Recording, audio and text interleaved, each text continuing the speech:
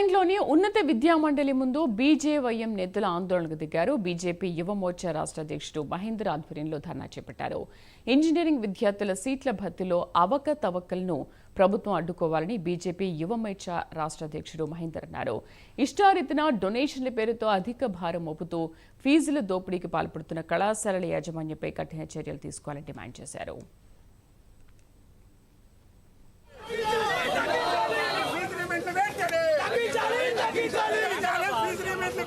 ఈరోజు భారతీయ జనతా యువ మోర్చా ఆధ్వర్యంలో ఏదైతే రాష్ట్రంలో ఉన్నటువంటి హైయర్ ఎడ్యుకేషన్ సిస్టంలో ఉన్నటువంటి అవకతవకలు ఏవైతే ఉన్నాయో వాటిని అన్నిట్లను కూడా సరిచేయాలని చెప్పేసి బీజేవైఎం ఆధ్వర్యంలో హైయర్ ఎడ్యుకేషన్ ఆఫీస్ ముందల కార్యకర్తలు నాయకులమంతా కలిసి మరియు ముఖ్యంగా బాధితులతోని చేరుకొని ఇక్కడ ధర్నా నిర్వహించడం జరుగుతుంది.